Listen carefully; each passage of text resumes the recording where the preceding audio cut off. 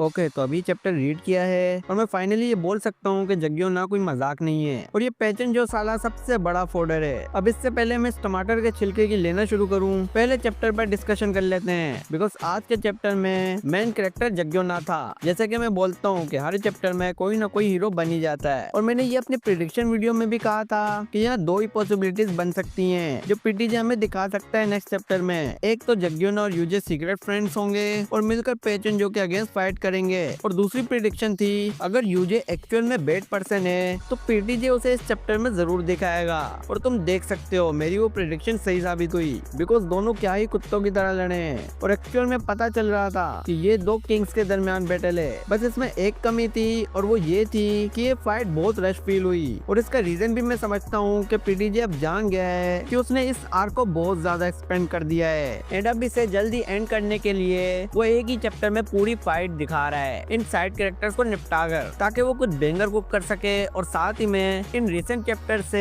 ये भी आइडिया हो रहा है कि पीटीजे काफी प्रेशर में है, पीटीजे तक पहुंच रहा है क्योंकि उसने इस आर्क में बहुत ज्यादा भागा है। अब वो समझ गया है कितना लंबा इस आर्क को नहीं खींचना चाहिए था, बिकॉज बहुत सी फजूल चीजें थी इस आर्क में जो अगर नहीं होती तो अब तक ये आर्क एंड हो चुकी थी। तो खैर ये एक अच्छा साइन है पीटीजे का कि फाइनली वो इस आर्क की क्लाइमेक्स की ओर हम फैंस को लेकर जा रहा है। और ये फाइट भले ही रश फील हुई बट इसने मजे पूरे दिलाए कि कैसे हमें ये पता चला कि जग्योना और यूजे एक दूसरे के राइवल होने के बावजूद फ्रेंड्स बन गए थे अपने अर्ली डेज में, और ये दोनों ही एक नंबर के चोर थे। और साथ ही में सोने में सुहागा युगंग हा के भी फ्लैशबैक समय दिखे जो मैंने एक्सपेक्ट नहीं किया था कि इस चैप्टर में हमें पीटीजे शो करवाएगा। एंड यूजे की भी सेम जग्योना जैसी ओवर ट्रेंडिंग टेक्निक देखकर तो मजा ही आ गया था, लेकिन जब अपने जग्योना का टाइम आया तो लिटरली उस बंदे ने फाड़ कर रख दी और ये प्रूफ किया कि आखिर क्यों उसे किंग ऑफ इंचोन कहा जाता है। इवन कि मैं अब भी मानता हूँ कि यूजे ने अपना 100% नहीं दिया था और शायद ऐसा हो सकता है कि वो जग्योना को इसीलिए भड़का रहा था ताकि जग्योना रेज मूड में जाकर उसे बीट कर दे और फिर बाद में वो किसी तरह से हेल्प कर सके पैचन जो के अगेंस्ट जाकर। और इसे तुम मेरी प्रिडिक्शन भी समझ सकते हो बिकॉज मुझे तो ऐसा ही लग रहा है। एंड जो फाइनल किक मारी थी जग्योना ने वो बहुत ही डेडली थी, ऐसा लग रहा था कि ये एक अलग ही लेवल पर है। एंड ऑल्सो बहुत सारे कैमियोज भी देखने को मिले हम इस चैप्टर में, लाइक मैनेजर किम, टॉम ली, जेम्स ली और उसका पालतू कुत्ता। इन सब की एक ही प्रेडिक्शन थी और वो यही थी कि इस इंटरनल वॉर में जीत स्पीड की होगी और डार्क क्रोकोडाइल सोसाइटी वाले हारेंगे। एंड ऐसा होते हुए एटलीस्ट हमें इस चैप्टर में तो दिखा। बट मुझे जेम्स ली के इस स्टेटमेंट में थोड़ी हैरानी हुई कि उसने बोला कि जग्योना अगर ऑल आउट जाएगा तो वो उसे बीट कर सकता है। आई मीन या तो पीटीजे बस जग्योना को हाइप देने के लिए ऐसी स्टेटमेंट जेम्स ली से बुलवा रहा है या फिर ट्रूली जग्योना की स्ट्रेंथ यही है, बिकॉज अभी तो जग्योना ऑल आउट जाते हुए भी नहीं दिखा हमें। और मोस्ट प्रोबेबली असली फाइट उसकी पैचन जो के साथ ही होगी जो कि नेक्स्ट चैप्टर की एंड में शायद हमें दिखे या उसके बाद वाले में, बिकॉज वी ऑल नो कि जिस फाइट का इस आर्क में हम सबसे ज्यादा इंतजार कर रहे थे वो घड़ी अब आ चुकी है और डेनियल वर्सेस पैचन जो इज ऑलरेडी बिगेन। और ये मुजरा करने वाली मोहल्ले की आंटी बकवास कर रही थी कि शिनजिन और गैप्टन किम के लेवल पर है ये, और लिटरली ओजी डेनियल के एक मूव से ही ये टमाटर की तरह यहाँ से वहाँ पिचक गया। अब तो भाई मुझे नहीं लगता कि हमें इससे ज्यादा कोई क्रिंज देख सकता हूँ। और मुझसे शर्त लगा लो जब ये हारेगा तब कोई तो फ्लैशबैक हमें दिखेगा, पता चलेगा कि ये एक्चुअल में कितना फट्टू फाइटर है या फिर बहुत बड़ी डींगे मारने वाला फाइटर, क्योंकि मुझे नहीं लगता कि कोई लेजेंडरी फाइटर इसकी रिस्पेक्ट करेगा, भले ही वो करंट जनरेशन का हो या फिर प्री जनरेशन का, क्योंकि इसे तो बस फेंकने के लिए रखा हुआ है। बिकॉज कहाँ अपना डेनियल अभी 5 भी अनलॉक नहीं किया और ये बंदा उसे ठीक से संभाल भी नहीं पा रहा। और इससे बेटर तो फिर यूजे ही था जो डेनियल के अटैक्स कितने कैजुअली ब्लॉक कर रहा था, बट ये तो साला मुजरा करने लग गया बीच फाइट में। और पहले इसे लाइनमैन ने डांस सिखाया और अब इसे डेनियल दिखा रहा है। फिर आपस की बात है इसकी बहुत मैंने मार दी, अब कोई नेक्स्ट चैप्टर में ये डेनियल की ना बजा दे,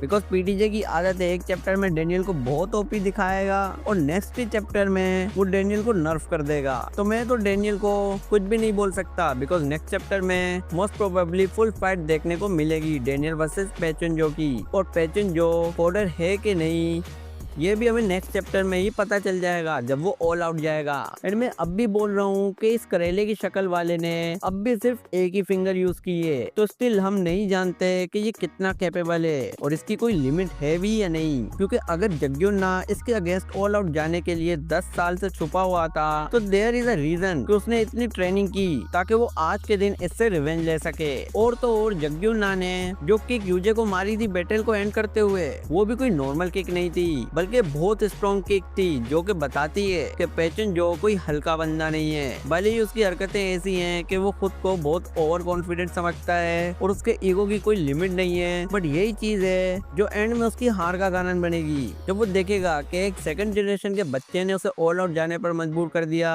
देन जग्योना ने उसे नॉस्टैल्जिया फील करवाया और उसे युगंग हा से हुई हार याद दिलाई, तब वो मोमेंट आएगा जब पेचन जो कुत्तों की तरह पागल हो जाएगा और सब पर टूट पड़ेगा। बिकॉज आई बिलीव के पास्ट में युगंग हा वर्सेस पेचन जो के बैटल में कुछ तो ऐसा हुआ होगा जिससे युगंग हा वो जीती हुई फाइट हारा होगा। बिकॉज मुझे ऐसी फीलिंग आ रही है कि उस फाइट में युगंग हा ने डोमिनेट किया होगा इसे, बट शायद यूजे के बिट्रेयल से या कोई और रीजन के चलते वो अपनी जान गवा बैठा होगा पेचन जो के हाथों से। बट उन सब का हिसाब बराबर करेगा अपना गो किम। बिकॉज रिमेम्बर दीज वर्ड कि पेचन जो की फाइनल डिफीट सिर्फ और सिर्फ गो के ही हाथों से होगी। पर हाँ, उससे पहले बहुत डेडली फाइट होने वाली है क्योंकि मौत का नंगा नाच अब शुरू हो चुका है और अब या तो पेचन जो जिंदा रहेगा या फिर अपने फाइटर्स, क्योंकि इस फाइट की एंडिंग किसी के मरने से ही होगी। अब बस प्रे करो कि डेनियल इससे पिल ना जाए, क्योंकि ये तो फिर जो करेगा ना वो किसी ने सोची नहीं होगी। एंड हमें बार बार पीटीजे ने ये हिंट दी है कि जब तक बाकी फाइटर्स बैटल फील्ड में नहीं पहुंच जाते, अब यहाँ से सिर्फ और सिर्फ डेनियल ही हैंडल करेगा पेचन जो को। और बहुत बड़ी बात होगी ये, क्योंकि हमें डेनियल का पाथ भी नेक्स्ट चैप्टर में ही एंड में देखने को मिल सकता है और पेचन जो कितना ब्रूटल जा सकता है इसका आंसर भी हमें नेक्स्ट चैप्टर में मिलेगा। क्योंकि इतना तो पेचन जो भी समझ गया होगा कि डेनियल के रिफ्लेक्सेस काफी अच्छे हैं, इसीलिए वो डेनियल के साथ थोड़े मजे लेने के बाद जल्दी सीरियस हो जाएगा और अपनी फुल स्ट्रेंथ पर बैटल करेगा। एंड आई बिलीव कि अपना डेनियल भी डैमेज भी होगा इसके अटैक से। एंड नाउ लेट्स सी कि क्या होता है नेक्स्ट चैप्टर में, क्योंकि हाइप तो तगड़ी बना दी है पीटीजे ने और फैंस पूरी तरह से एक्साइटेड भी हो गए हैं और आने वाले चैप्टर्स भी सब देखेंगे क्योंकि अब मेन फाइट स्टार्ट हुई है और कचरा चैप्टर्स और बकवास पैनल्स का सफर यही तक का था। आगे से सब पीटीजे के बैंगर्स ही होंगे जो वो कुक करेगा। सो get ready for the biggest battle of Daniels life and let's hope कि डेनियल को पीटीजे नर्फ ना कर दे। और नेक्स्ट चैप्टर की प्रेडिक्शन वीडियो जल्दी लाऊंगा। तो चलो इसी के साथ आज की वीडियो को यही एंड करते हैं और अगर वीडियो पसंद आई है तो लाइक करो, चैनल को सब्सक्राइब करो। मिलते हैं नेक्स्ट वीडियो में, टिल देन गुड बाय। टूटे थे कहने दो बातें हमारी वो सारी जो कहनी थी तुमसे सभी, बहने दो आंसू ये यादों में तेरी, क्यों ना सुनी किसी ने भी हमारी दास्तां।